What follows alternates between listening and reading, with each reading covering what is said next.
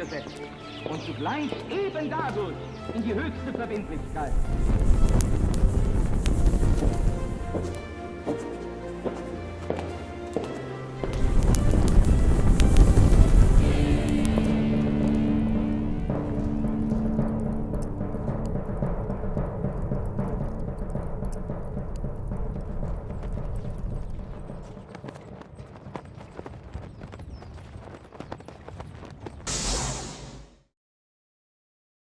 Muy bienvenidos, buenos días, buenas tardes, buenas noches.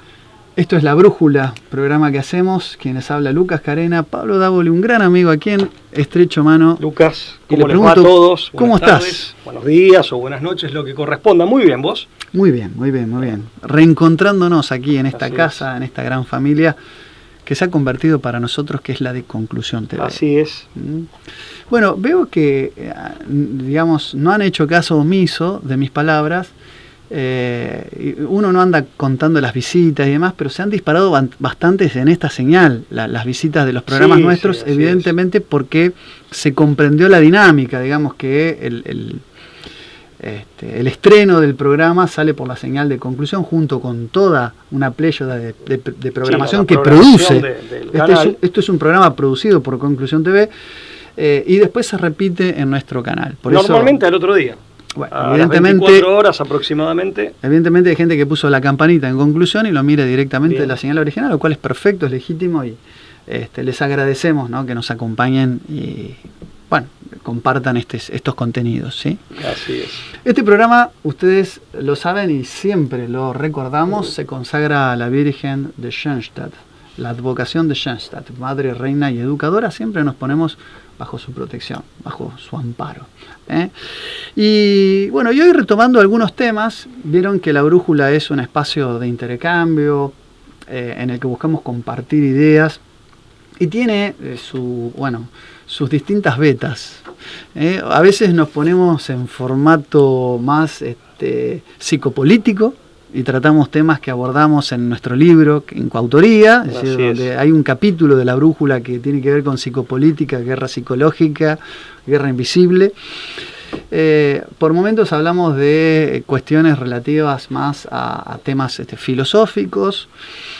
Y también tiene una arista que le podemos llamar destinada a lo que es la teología política, ¿no? Es decir, a la metapolítica en general, pero dentro de lo que es la metapolítica, también un rincón dedicado a reflexiones teológico-políticas o directamente de teología política. Un campo en gran medida, hoy, ¿no? Hoy en gran medida inexplorado.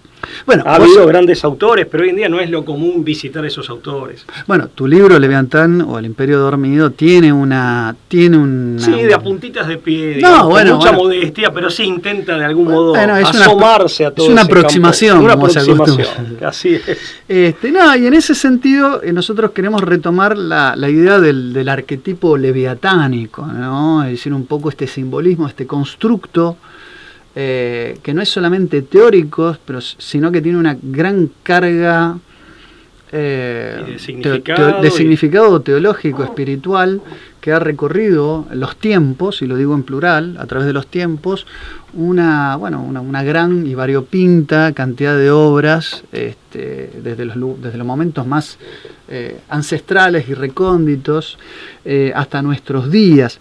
Nosotros, y lo quiero aclarar, ya en diciembre del año 2021 hablamos del arquetipo leviatánico según Gaudin de Roussel, ¿no? Autor que recupera la idea del Leviatán, ¿no? La toma de Hobbes a Schmitt, hace un recorrido intelectual, filosófico. La recupera y al mismo tiempo creo que es la que, digamos, es uno de los que le da mayor significación, significado más profundo. Sí, se centra en ese aspecto, ¿no? El programa se llama, el de diciembre de 2021, nuestro programa se llama Leviatán, Behemoth y Sis, la Trinidad diabólica y el asalto a la Trinidad. Digo porque ahí nosotros empezamos a hablar y a desmenuzar la idea del arquetipo leviatánico y lo que implica sobre todo para hacer una crítica de la modernidad y del hombre moderno, de ese atomismo de los hombres que componen un monstruo leviatánico. Luego retomamos la idea del Leviatán como monstruo de mar en el análisis geopolítico que hicimos de la guerra ruso-ucraniana, Sí, cuando hablamos de las categorías tierra y mar, o mar y tierra, de Carl Schmitt, que son también recuperadas por los discursos que dio en la Argentina Alexander Dugin, ¿no? Sí, fue un abordaje geopolítico, Claro. Pero con alguna profundidad filosófica. Tomamos ¿no? el trabajo, los discursos que Editorial Nomos hizo en su momento, ¿te acordás? De Dugin. Y bueno, en ese momento también nos tuvimos que remitir, ¿no? Y referir al arquetipo leviatánico, como el monstruo de los mares, la potencia talasocrática y el monstruo de los mares. Hoy nuevamente retomamos el leviatán como un modelo explicativo dentro de lo que es la teología política del mundo moderno. Vos sabés que, y esto en un artículo que me compartiste vos, Pablo, que se llama Leviatán et Homo. Así ¿no?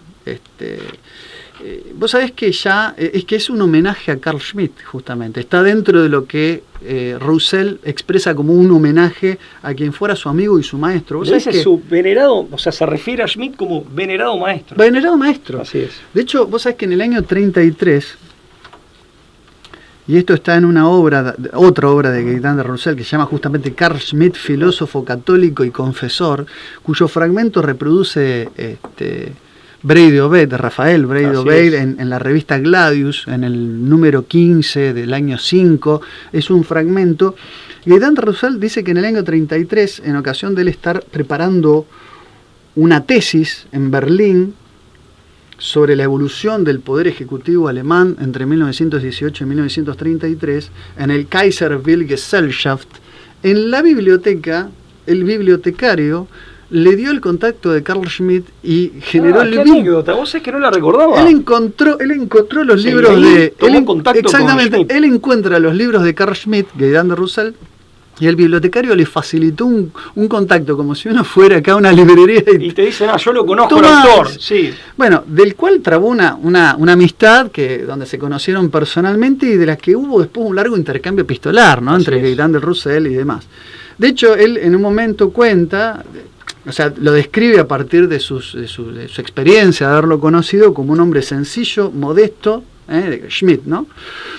Pero que era siempre una persona que iba al fondo de las cosas. O sea, no una persona que en su modestia escatimaba en profundizar sobre los temas. Buscaba la verdad de las cosas y llevarlas a fondo. Aparte de eso, de la profundidad y de la mirada aguda y penetrante que te permite esa agudeza, creo que responde a toda una tradición de pensamiento muy alemana, ¿no? Muy típicamente alemana. Sí, es cierto. En el fondo es un exponente de su...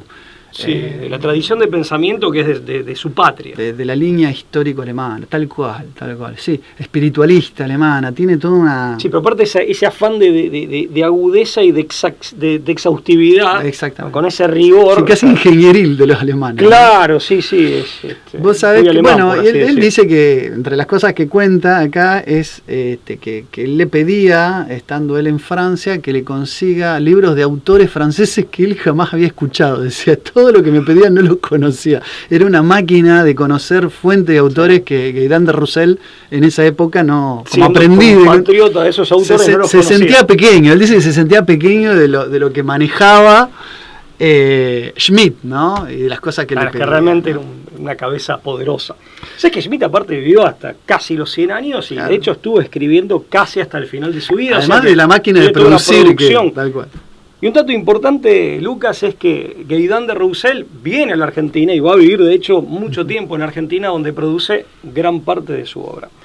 Pero además, en lo que concierne a Schmitt, también él quiere, o sea, que Schmitt gestionó de algún modo, lo invita a Schmitt a venir a la Argentina, pero para instalarse en Argentina.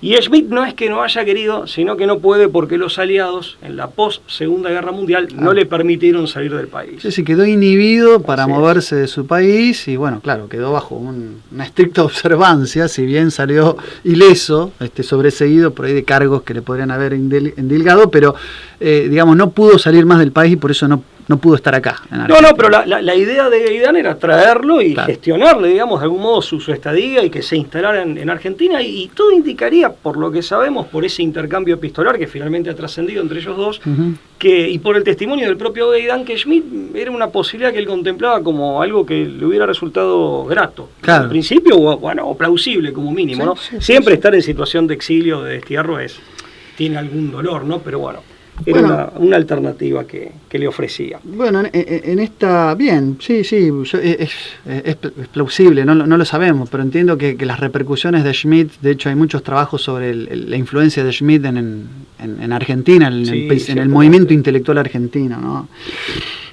Bueno, en este texto, bueno, Leviathan et Homo, Roussel retoma este homenaje que hace a Schmidt, en parte, por lo que pude apreciar, recuperando, rescatando un concepto de lo leviatánico que se desprende de la lectura que Schmidt hace de Hobbes, ¿no es cierto? Es decir, es una lectura particular donde hay un dimensionamiento del aporte hobbesiano Así es. a la luz de lo que aporta la lectura del propio Carl Schmitt.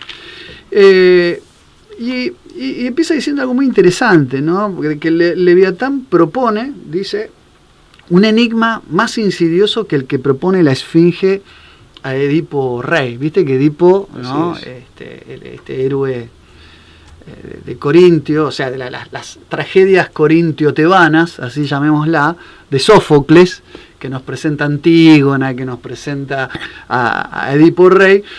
Bueno, se encuentra con una esfinge que le hace un enigma, a cambio de lo cual, si lo respondía correctamente, no lo devora. Si la esfinge te devoraba, si vos no respondías bien al acertijo. Y ese acertijo decía... Menuda presión, ¿no? Sí, existe sobre la Tierra un ser bípedo y cuadrúpedo que tiene solo una voz y es también trípode. Es el único que cambia su aspecto de cuantos seres se mueven por la Tierra, es decir, por aire o por el mar. Pero, dice la esfinge, cuando anda apoyado en más pies, la movilidad de sus miembros es mucho más débil. Obviamente que Edipo resuelve el acertijo diciendo que se refería al hombre, que es el único que gatea, luego camina, que cambia su aspecto. Bueno, resuelve que el ser humano es la respuesta y la esfinge obviamente termina suicidándose, es decir, no solo no lo come, sino que termina rompiendo su cráneo contra una piedra.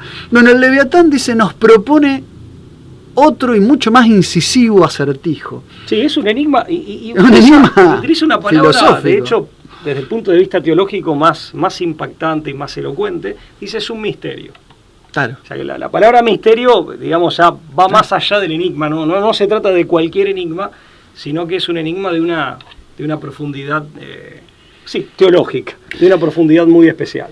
¿Cuál es el ser que posee a la vez las características distintivas de una bestia, de un hombre, de un demonio, de un dios, lo escribe con minúscula, ¿no? Y de una máquina, que es a la vez uno y múltiple, natural, sobrenatural y artificial? Claro, por supuesto que lo que hace a continuación es brillante. Roussel lo que hace a continuación es todos esos aspectos los vierte y los despliega en el texto describiéndolos uno por uno, ¿no? Ahora, tal vez para acompañar en este diálogo, o para que nos acompañen en este diálogo nuestros televidentes, y que vintage que suena decirlo así, bueno, quienes están viendo el video, adelantemos esto. Por lo menos es mi conclusión al respecto. Después de leer lo que tiene para decir, o lo que tenía para decir Gaidán de Roussel sobre este tema, Leviatán no es solo un arquetipo, mucho menos es solo o queda reducido a una mera idea o concepto. Sí, no es una metáfora para explicar algo, ¿no? Pero es una realidad. Yo creo que él lo plantea como una realidad espiritual. Claro. ¿No? O sea, de ciertas características que vamos a intentar detallar. Pero no se trata simplemente de un concepto o de una representación, aunque esa es una interpretación válida, pero nos quedaríamos como con las capas de la cebolla en la mera superficie, claro, ¿no? O sea, él plantea una realidad, una terrible y tenebrosa realidad de orden espiritual. Claro. Que bueno, ahora a medida que vos vayas desmenuzando... Esto que decías es clave, porque esta realidad, incluso realidad mistérica, es decir, como bien se presenta, Lo que en todo caso toma, y ese rastreo genealógico, que es lo que hace Gaëtan de Roussel con maestría, ¿no? Con maestría, digamos, son las distintas figuraciones, manifestaciones que tiene, pero de una misma realidad concreta. Habla del Antiguo Testamento, donde aparece figurado como un dragón, ¿no? Los padres de la iglesia como la personificación misma del demonio. Ya después Hobbes nos habla de un cuerpo con un rostro humano, es decir, lo considera como un conjunto artificial de hombres, pero quien realiza, dice, una verdadera genealogía del simbolismo leviatánico, que insisto, no es solo simbolismo, es Carl Schmitt. De hecho, hay una obra que Schmitt presenta en Berlín en el año 1938 que se llama Der Leviathan in der Stadtlehre des Thomas Hobbes. Es decir, él hace justamente se detiene, es decir, un anclaje en la figuración del Leviatán, ¿no? Esa figura, como bien dijiste vos, tiene un carácter simbólico porque refiere a una realidad. Sobre la base de un sustento real. Efectivamente. Sí, efectivamente. En todo caso puede ser una figuración alegórica, pero en definitiva refiere a una realidad. Lo primero que hace Roussel, y a mí me llamó la atención, es generar un contrapunto, una suerte de desdoblamiento. Yo, ¿no?, le llamé yo me lo anoté un parangón, ¿no? Un parangón, paralelismo antinómico puse yo, pero para presentarlo de alguna manera, ¿no? No, es eso, el contrapunto es un paralelismo de dos factores o dos realidades antinómicas. Sí, básicamente estamos hablando de ese paralelismo, está constituido por el cuerpo místico de Cristo, es de lo que es el mundo cristiano, y del otro lado el Leviatán como un cuerpo, una sociedad de hombres, y serían los hombres modernos. En el fondo encierra, y en el sentido hobbesiano, es el monstruo de la modernidad, ¿no? Pero que él no duda en llamarle, no sé si me adelanto, Lucas, cuerpo místico del diablo. Exactamente. Se hace el contrapunto que hace él es cuerpo místico de Cristo, cuerpo místico del diablo, y de ahí las derivaciones, ¿no? Que pueden llegar, me permito adelantarlo, a como expresión política e histórica, ciudad de Dios, ciudad terrena o ciudad del hombre en términos de San Agustín. Son como las capas de la cebolla nuevamente, ¿no? O sea, efectivamente, es decir, Agustín de Hipona en la ciudad de Dios, que también hay un contrapunto que reviste las mismas características por contraposición, habla, ¿no?, de que el apóstol con mayúsculas, entiendo que se refiere a San Pablo, ¿no? Es decir, Agustín es muy paulista. Si bien Pablo significa el más pequeño, todos se refieren a él como el apóstol con mayúsculas. San Pablo de Tarso, Pablo, designa con el nombre de anticristo no al príncipe de este mundo o al príncipe de los impíos, sino a todos los miembros, a todos los que participan de su cuerpo. Dice, la multitud de hombres que le pertenecen y de los cuales él está a la cabeza. Es muy fuerte la formulación. Sí, yo lo resumiría así, un anticristo colectivo. Que de hecho es la interpretación teológica que, digamos, a caballo de muchos, por así decir, ¿no? A caballo, o sea, sobre la base de muchos otros autores, también Castellani enseña, de que la figura del anticristo se puede interpretar de las dos maneras y son dos maneras complementarias. Yo sabés lo primero que pensé, Pablo. La del cuerpo y la de la cabeza, la colectiva y la individual. Pero esto de lo multitudinario, de lo colectivo, de lo fragmentario, que también nos puede también nos puede remitir a lo babélico y a lo confuso, ¿no? Lo primero que pensé es cómo se define el propio Satanás en Marcos, ¿no? En Marcos 5, 9 al 13, ¿no? Que se presenta ante el mismo Cristo diciendo, Legión me llamo porque somos muchos. O sea, que en el fondo ya hay una... O sea, que ya hay una... digamos, se nombra a sí mismo como una multitud. En plural, ¿no? Y esta idea de Leviatán, dice Roussel, si yo me adelanto, vos frename y... Es interesante... A ver, en esta... No, yo voy tirando cosas que anoté del texto. Yo estoy haciendo sí, obvio. Es interesante que en lo múltiple se expresa lo imperfecto, que lo imperfecto tiene por característica la multiplicidad. Entonces, lo traigo a colación porque creo que... Por eso se me hizo, digamos, en la mente esta cuestión babélica, ¿no? De los múltiples idiomas y demás, que tiene que ver también como una cuestión... Aparte de la multiplicidad que implica también división, contradicción... Ahí me refiero a la fragmentación. Tal cual, digamos... un maligno que divide, ¿no? Estaría ahí, ¿no? El Leviatán. Esta idea del Leviatán se consuma digamos sobre todo con lo que el Leviatán que presenta Hobbes, con el hombre moderno, ¿no? Es decir, que individualmente es un ser pasional dotado de palabra para Hobbes, pero que de alguna manera se consolida en el Renacimiento, ¿no? Acá, esto según Gaidán, ¿no? Claro, Gaidán habla que en el Renacimiento, o sea, hay una búsqueda del renacer del mundo clásico, del mundo antiguo, del antiguo paganismo, y dice que en ese resurgir del politeísmo y de la estética precristiana, al hacerlo el hombre se hace Dios. Es decir, lo que dice Gaidán de Roussel es que el acto de sustituir dioses como tal, de intentar a la fuerza sustituir dioses, máxime cuando el cristianismo parte de un hecho revelado, es decir, destituir dioses y volver hacia atrás, el hombre se convierte él mismo o sea, toma una potestas inmanente y antropocéntrica, pero se crea a sí mismo Dios, esto de poder sustituir a Dios. Que hay, ¿no? A ver, por un lado vos decías lo del retorno a un paganismo politeísta,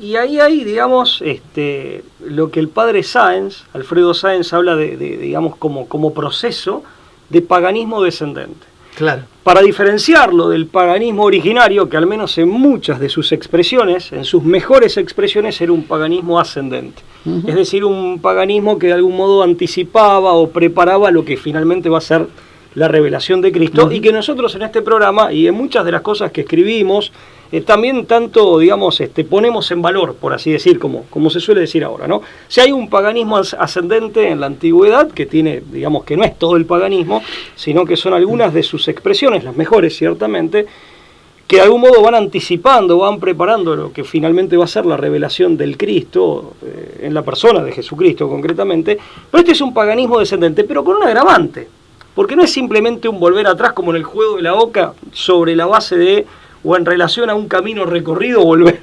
hacia un inicio o hacia un punto anterior, precedente, sino que aparte tiene un sentido profundamente anticristiano, cuando el paganismo ascendente, esas mejores expresiones iban hacia, sean conscientes o no de eso, iban hacia Cristo o hacia su revelación y de algún modo la preparaban, sino que además creo que en algún punto está la intención de endiosar al propio hombre. Uh-huh. Que eso no necesariamente está ni siquiera en las expresiones del paganismo, que de pronto uno diga, desde la perspectiva cristiana está tentado de decir, bueno, estas no son las mejores, o las descartaría, o no las considero positivas. Sin embargo, acá creo que sí aparece este afán prometeico. Claro, por supuesto. Acá sí está en el centro, no es periférico. Digamos, casi que ese retorno al paganismo, en el fondo lo que encubre, como intencionalidad central de la que se puede ser consciente o no, como impulso y tendencia central, un afán prometeico que responde a la vieja tentación de la serpiente de seréis como dioses. No, estoy totalmente de acuerdo. De hecho, yo pensaba, ¿no? Cuando uno piensa en el Renacimiento, uno piensa en una época, pero que en realidad el Renacimiento, hay un culto al hombre y que en su afán de filantropía, vos lo dijiste, encubre una antropolatría. Sí. Siempre eso, ¿no? Hablamos del antropocentrismo, que es antropolátrico, pero no hablamos, también lo aclaramos, eso lo aclara bien Alberto Buela y lo hemos tratado en este programa, no hablamos del Renacimiento originario como un último estertor de la Edad Media o un último resplandor de la luz. Y tampoco lo decimos en aras de lo condenatorio per se, ¿no? Claro. Es decir, sino que tiene este aspecto. Sino que hablamos del Renacimiento, Gaidán habla del Renacimiento en referencia a ese humanismo antropocentrista, que como bien decís vos, tiene un trasfondo antropolátrico, de idolatría, que no debe ser confundido con ciertas expresiones artísticas del Renacimiento propiamente dicho, sobre todo de los primeros siglos del Renacimiento. Por supuesto. Aparte hay que entender que, el periodo del Renacimiento, esto lo hemos estudiado también a instancias de seminarios que hemos compartido, Pablo, o sea, entre el año 1336, particularmente 1600, se lo ubica, y se le ubica, ni siquiera está claro su origen, claro, pero su origen más o menos, los tratadistas que han investigado el tema se lo atribuyen a Francesco Petrarca, cuando habla en su famosa arenga en la Asunción al Monte Ventoso, ¿no? que dice, ¿no? Y fueron los hombres a adorar las cumbres de las montañas, el flujo digamos, de los enormes mares, los anchos cauces de los ríos, la inmensidad del océano, la órbita de las estrellas y olvidaron, bien digo, de mirarse a sí mismos. Este mirarse a sí mismo, en Petrarca, esta apelación, después se pasa para el otro lado, ¿no? Es decir, hasta 1600 con la muerte de Giordano Bruno, es el periodo que hoy se vindica, ¿no? al Renacimiento. Toda esta cuestión, ¿no? de alguna vez se intensifica con Leonardo Bruni, ¿no? Que habla de la ciencia racional basada en los cánones neomoralistas de la época, y se termina de rematar con la participación de Francis Bacon, claro. Varón de Berulán, ¿no? Y sus métodos inductivos, que son la consolidación de lo que empieza con el nominalismo, ¿no? Porque la inducción es la consolidación científica del nominalismo. Pero qué bien lo que vos decís. Mirá vos cómo ese antropocentrismo, que en el fondo encubre una antropolatría, lejos de acercarlo al hombre a sí mismo, lo hace mirar hacia afuera. O sea, quitar los ojos de la divinidad y desplazar o desalojar a Dios del centro, lo que sería teocentrismo, hace que esta suerte de, digamos, de autoentronización idolátrica del hombre hacia sí mismo, lo haga enajenarse de sí mismo, lo cual es muy elocuente, ¿no? Y por eso viene toda esta tendencia hacia la empiria en las ciencias, y las ciencias que se comienzan a fragmentar también. Claro. Esto va a tener una expresión clara en el enciclopedismo ya en el siglo XVIII, pero alejándonos de la filosofía y la teología, y por eso nace la modernidad como pensamiento, digamos, o como, sí, desde el punto de vista del pensamiento, como esencialmente antimetafísica. Bueno, es que digamos, ¿qué es lo que impone la modernidad? ¿O qué es lo que nos trae la modernidad de novedoso y no tan novedoso? La conjunción de una centralidad, como bien lo decías, del hombre, de antropocentrismo, esto es, efectivamente, su palabra lo indica. Que implica enajenación. Pero ¿por qué implica enajenación? Primero porque lo que instala son al menos, y hay muchísimas más, pero al menos yo identifico tres falsos dilemas. El primero es la idea de enajenar, de divorciar fe y razón, ¿no? Es decir, eso es muy propio, ¿no? De tratar de divorciar. El otro día vi una película con la que adoctrinan a los chicos en la secundaria, que es Ágora, ¿no? Es decir, que es una historia novelada de Hipatia de Alejandría, ¿no? Es decir, que permanentemente la película muestra, poniendo en crisis la relación. Digamos, el fanático religioso nunca puede ser un hombre de ciencia. O sea, según esa perspectiva, son dos mundos pero inconmensurables. Claro, aparte el religioso necesariamente es fanático. Claro, además hay una falsa conjunción. Lo presentan así. Exactamente, así como hay una falsa disyunción, también hay una falsa conjunción. El segundo es la idea de la naturaleza versus artificio. También con la modernidad se impone esto de lo artificial como gobernanza de lo natural, y en todo caso la mecánica natural es el artificio de Dios, pero lo artificial es lo que aporta el hombre, y separar. Bacon es el primero, no solo separa, sino que además pone a la naturaleza como un lugar, y eso está muy presente en el pensamiento anglosajón, y está en la base de la idea del Leviatán, como idea política.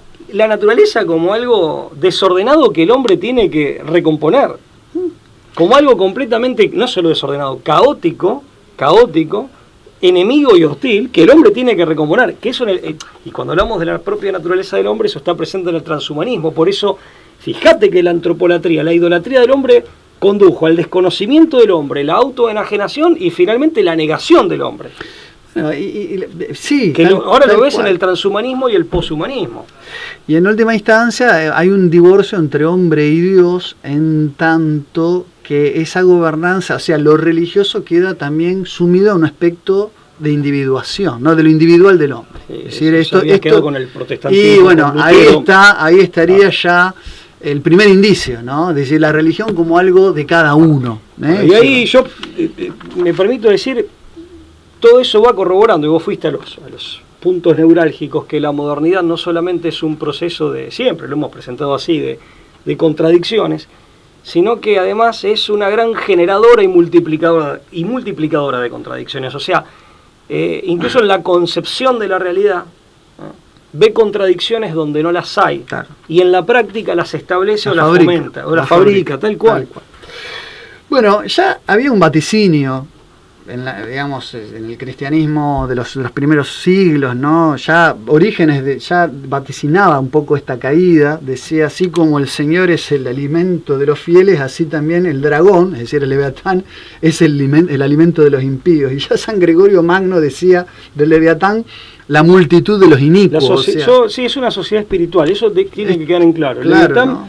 es una sociedad espiritual de todos los inicuos, ¿no? Y esto es interesante porque esto Es una hoy, imagen muy fuerte, ¿no? muy fuerte, y esto hoy, yo reflexionando al respecto, digo, si esta sociedad espiritual de todos los inicuos, que aparte Gueidán lo aclara, aún sin saberlo, es decir, sean conscientes de él o no, y digo, si tuviera que reseñarlo brutalmente, digo que abarca desde el plutócrata hasta el narcosicariato, y por todo tipo de criminales.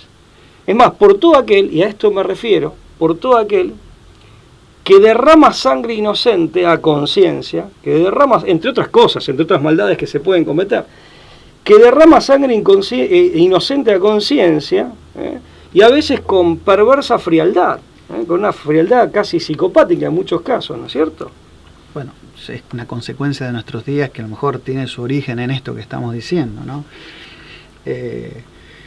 Pero bueno, efectivamente todo ello constituye el arquetipo, insisto, que tiene sustento real, pero que no deja de ser también un arquetipo, Es que el arquetipo del monstruo leviatánico, ¿no? Claro, el arquetipo en realidad es esa figuración que se repite. Dice Gaitán de Roussel, si Rafael, ¿no?, el pintor, es el primero en retratar en su obra El dragón vencido por San Miguel Arcángel, dice, Hobbes es el que nos revela por primera vez su representación del Leviatán como un tipo de hombre moderno, ¿no? Y hay algo que me interesó del artículo que me llamó mucho la atención y realmente me pareció interesantísimo, es que cuando Hobbes describe al hombre con su famoso Homo homini lupus, el lobo para el hombre, haciendo una referencia ya a Plauto, que hablaba del Homo homini lupus est, que era un poco más larga la de Plauto, es Homo homini lupus est, ¿no? Nos quedamos con una figuración que pareciera Hobbes hacer remitiéndose a una frase literaria que representaría simbólicamente a la naturaleza del hombre, pero lo que dice Gaitán de Roussel en esto que vos decís del sustento real, invocando a Pierre Lancre, que es un especialista en brujería y demonología antigua, recupera esta frase que decía que ya en el medioevo se la invocaba, ¿no? Y que era propio de la brujería, la idea, ¿no? Se asociaba a la brujería la idea de que el diablo buscaba convertir a sus huestes en lobos, es decir, en licántropos antropófagos, es decir, la idea del hombre lobo ya aparece, digamos, en distintas escuelas de brujería. Es decir, y había una frase medieval... De hecho es una maldición.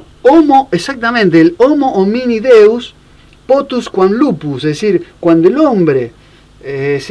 hombre quiere ser Dios, se convierte en realidad en un lobo. Esta era la frase, ¿no?, en latín que sonaba. Como tal es una patología mental, una psicopatología, sí, que perfectamente puede tener un origen espiritual.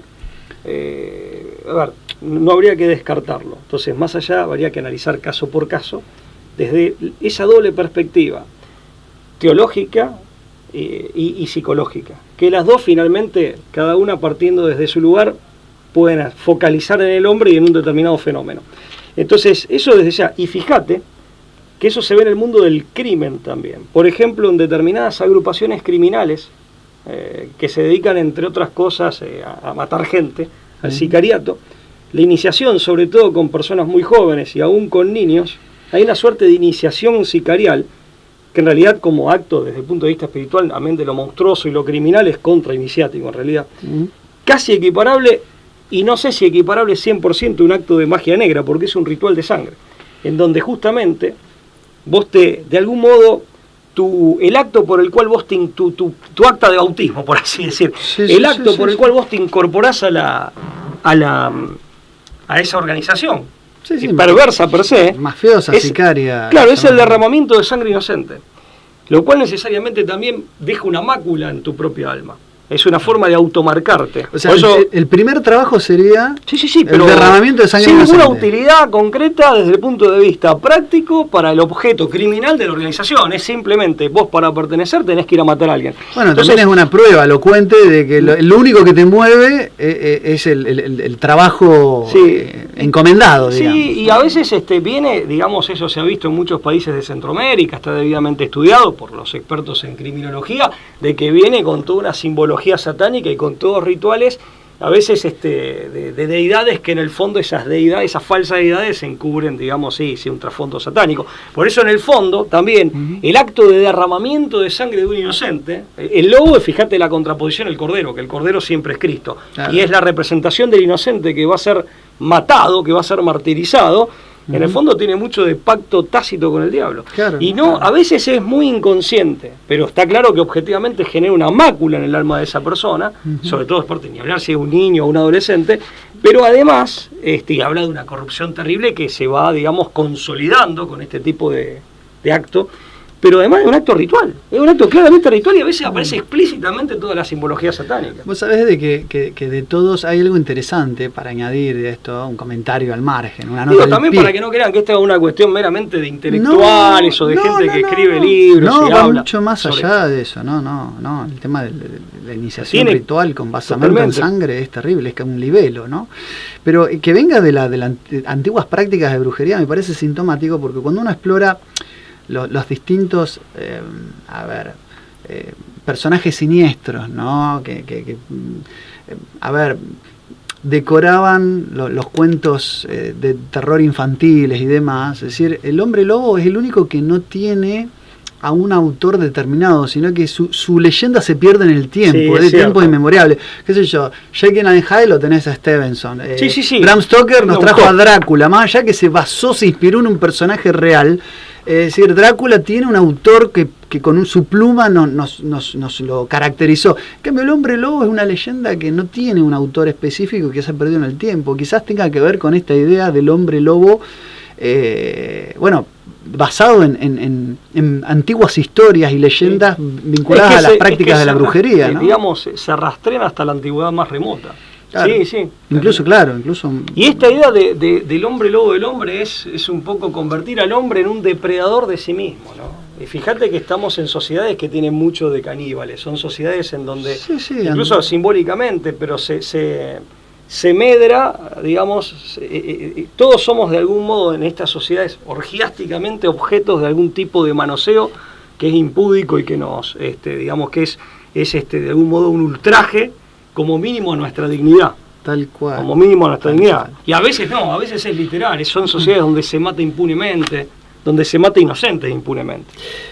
La otra referencia que dan, yo voy avanzando, digamos, Sí. vamos volviendo. O sea, Ana Catalina de Emmerich, ¿no? Yo creo que hay algo que tenés que decir de Ana Catalina, Sí. porque es que creo que es fundamental, que tiene que ver con Sí. cómo están conectados los que pertenecen a esa sociedad de todos los inicuos. Bueno, Ana Catalina de Emmerich, la estigmatizada de Dulmen, ¿no? Sí. Es decir, esta mujer que Dulmen es una localidad al norte de Westfalia, ¿no? En Alemania. En Alemania, sus famosas visiones relatadas a Clemens Brentano, ¿no? Que, digamos, ella dictaba visiones que tenía. Habla que en determinado momento, ¿no? Después de la caída del paraíso, ¿no? De la caída por el pecado original, los hombres, que son imágenes de Dios, pasan, o en esa caída se rememora, en el pecado, digamos, pasan a ser hombres a imagen y semejanza de sí mismos. O sea, en la tentación que acompaña al hombre de acometer pecado, lo que hay es un remedio del hombre que busca ser imagen y semejanza de sí mismo. Entonces acá dice que los hombres caídos justamente entraron en relación con los ángeles caídos. Es decir, Ana Catalina de Emmerich en su momento habla de una relación y un vínculo, una suerte de pacto, que es lo que decía vos, entre los ángeles caídos y los hombres que se Claro, pero ligan. El impacto a veces es mediante este tipo de actos como el que mencionaba recién, no necesariamente, pero... Sí. Bueno, y a ella agrega también que veía hilos en sus visiones, que son las visiones, algún día tendríamos que crear un programa, lo que pasa es que las visiones de Ana Catalina Emmerich son tantas y de una profundidad tan grande que en realidad Sí. ameritaría De una todo el precisión. programa La Brújula para eso solo, Tal digamos, cual. todas las Y emisiones. no nos alcanzaría. Sí, aparte, sinceramente, no sé si estamos, con total honestidad, calificados como para hacer las interpretaciones correspondientes, porque No sé. uno en todo caso puede divulgar y arriesgar alguna interpretación, pero con esa salvedad. Bueno, ella veía, agrego, ¿no? Que ella veía, esto lo agrega en realidad Gaydon de Roussel, veía hilos, interesante esto, ¿no? Veía hilos que reunían a los seres dedicados al culto de Satanás, y esto es textual de Ana Catalina, de suerte que uno sabía, cada uno de estos hombres en esta sociedad de inicuos, que uno sabía y veía lo que concernía al otro. En esos hilos o canales espirituales había como pájaros negros que iban y venían para establecer las comunicaciones. Muy interesante, o sea que operan en red, Claro. dentro de ese cuerpo contramístico, ¿no? De ese cuerpo espiritual. Bueno, en red, maligno. y yo te diría que Gaydon de Roussel además hace Bueno, un... red y con una cabeza, ¿no? Que es sobrehumana. No, por supuesto, Gaydon de Roussel remata cuando llega al siglo XVIII, ¿no? Y a esto le agregada la idea... Institucionalización. Claro, la red y el secretismo. De hecho, dice, a ellos, todo impulsado, y él habla explícitamente de la francmasonería, pero habla, digamos, de cómo se refiere Ephraim Chambers, Sí. que, digámoslo, era en Inglaterra del siglo XVIII, era miembro de la Royal Society, escribió su famosa enciclopedia, or an Universal Dictionary of Art and Science, de 1728, obra esta que inspiró, hay que decirlo también, a D'Alembert y a Diderot a hablar de su famosa enciclopedia de la ciencia y de las artes, a la que después se plegaron y se incorporaron otros enciclopedistas como Targot, como Condé, como Condorcet, pero es decir, que inspiró la enciclopedia. Ephraim Chambers habló de body of man, cuerpo de hombres, mirá que justo qué representación para referirse a la masonería, que al igual, dice Roussel, que el antiguo maniqueísmo rechaza el dogma explícitamente de la encarnación, del verbo encarnado, ¿no? Y el cuerpo de Cristo para los maniqueos era mera imaginación. Ya en 1756, Pablo, una famosa canción en los distintos foros y centros de reunión masónicos o protomasónicos,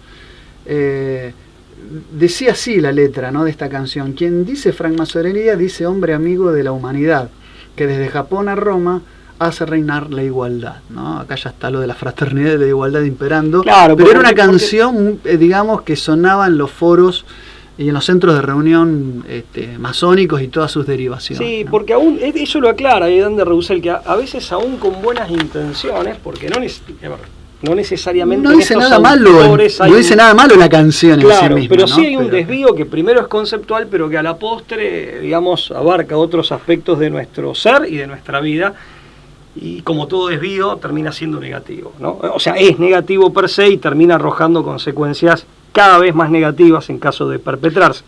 ¿Qué dice? Porque es cambiar la fuente de esa fraternidad universal. O sea, es como una fraternidad universal artificial, impostora, que buscaba justamente sobre la base de las ciencias naturales. Justamente en nuestra época se ve que como no se ha logrado, termina siendo cualquier otra cosa. Pero porque en rigor de verdad, esa fraternidad o esa hermandad de todos los hombres solo puede tener, digamos, por fuente y solo puede tener por base la común paternidad de Dios Padre y, digamos, y puede darse en el cuerpo místico de Cristo. Entonces, lo que él dice es, quitado eso, se intenta fabricar un sustituto. Bueno, ahí estaría el error que conduce a perversiones. En esa sustitución está lo demoníaco. De hecho, él cita... Sí, pero dice que en muchos hombres es un error él dice que en muchos hombres es simplemente un error de una fe, pero que provee a un plan, ¿no? Que le aporta un plan que sí tiene mala fe, digamos. Bueno, es el padre de la mentira, el mentiroso desde el principio. O sea, el engaño está y genera una corrupción en el propio errado también, ¿no? Por los propios efectos del error, o sea, pero... bueno, lo que pasa es que él cita a un teólogo jesuita, Marín de Boilés, que estudia la cooperación entre la masonería y el proyecto leviatánico, ¿no? Aunque haya personas incluso bien intencionadas. No son las dos maquinarias. Contraponiendo exactamente la maquinaria de la ciencia con la maquinaria de la cruz.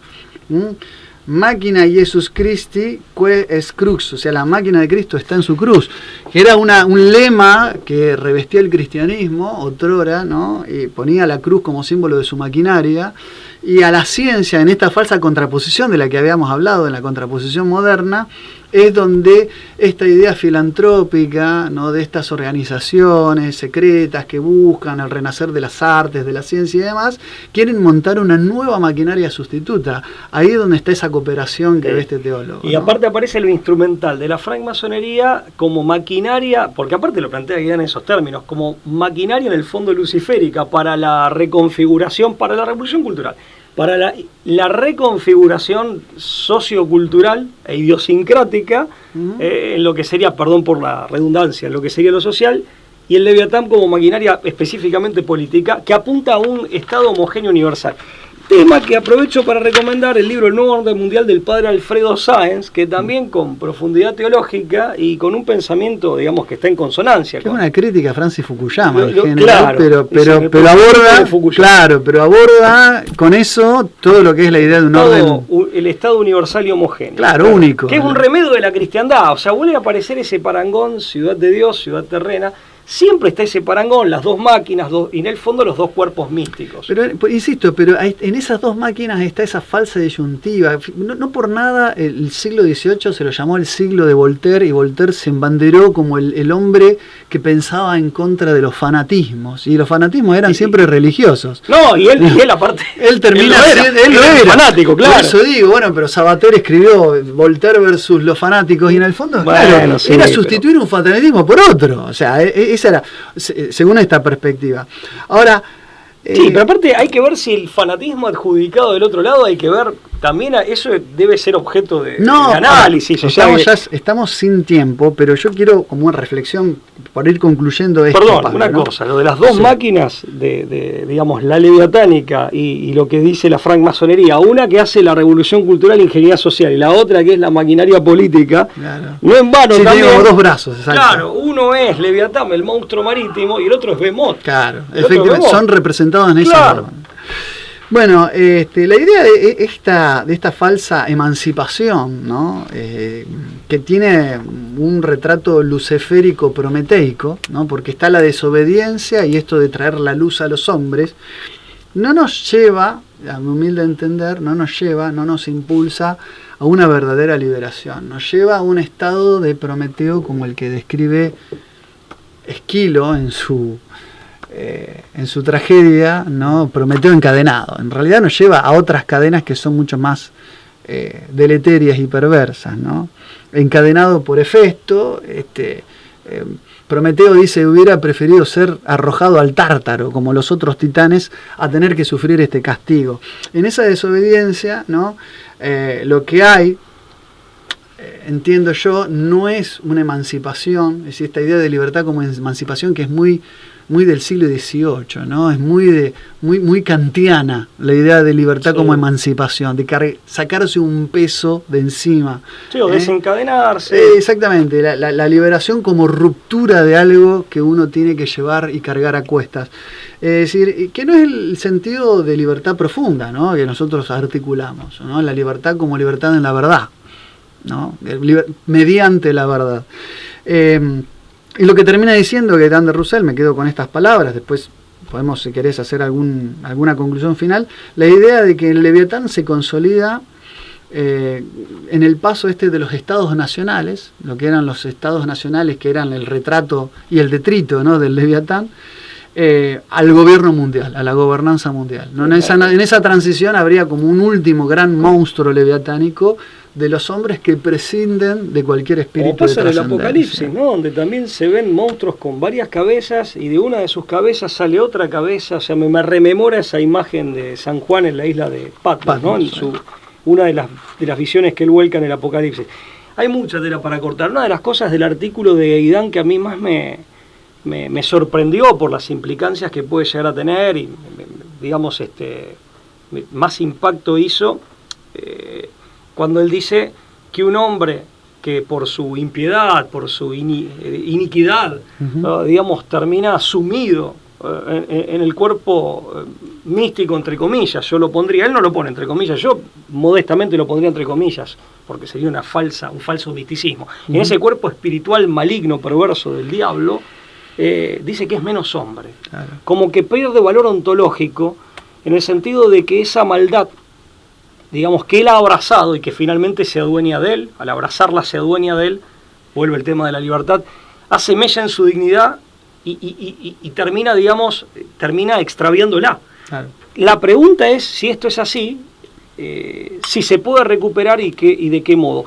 Y acá yo lo vincularía con todas las reflexiones que hace desde el punto de vista ya no tanto teológico, aunque esa mirada siempre está en Castellani, pero más bien como psicólogo con la corrupción que conduce a la perversidad en el mal extremo, ¿no? Pero ojo, porque acá aparte Gaidán se apoya en algunos padres de la Iglesia, en algunos santos y doctores de la Iglesia, lo cita por ejemplo a San Juan Crisóstomo, ¿no?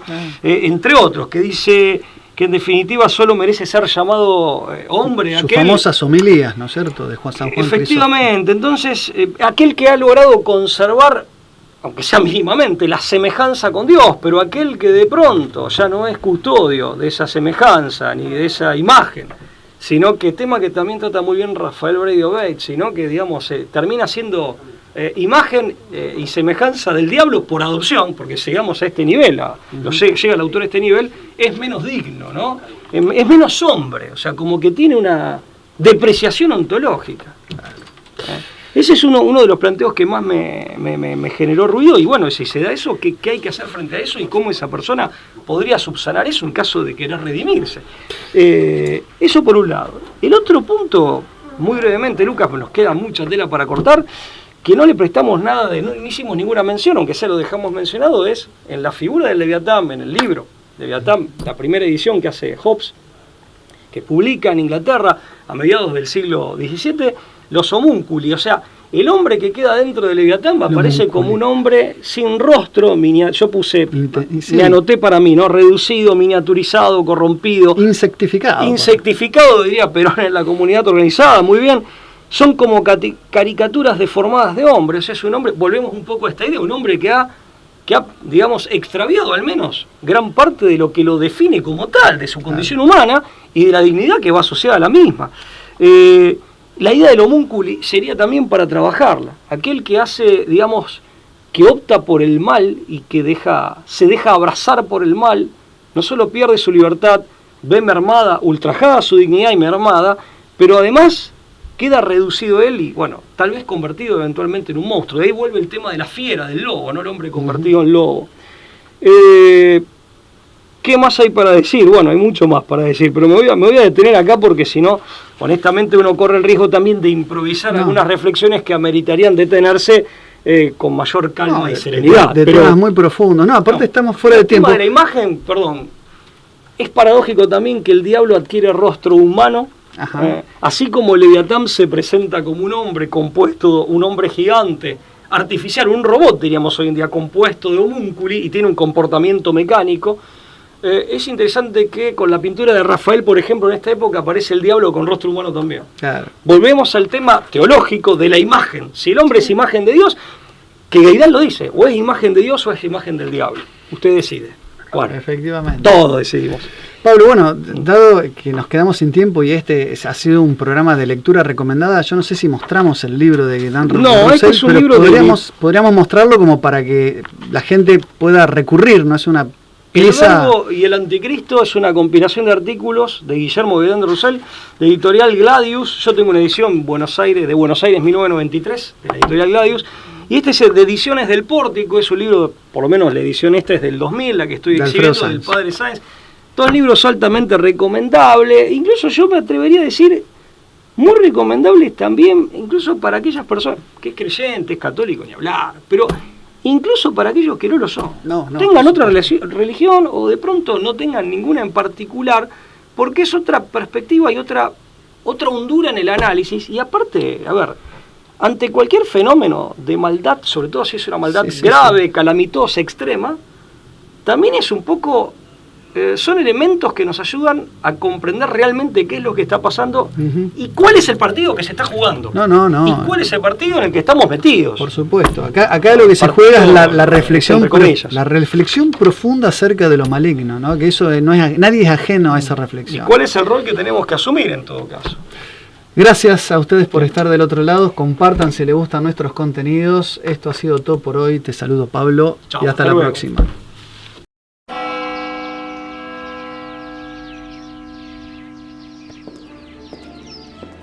ins Freiheitsgesetz und zugleich eben dadurch in die höchste Verbindlichkeit.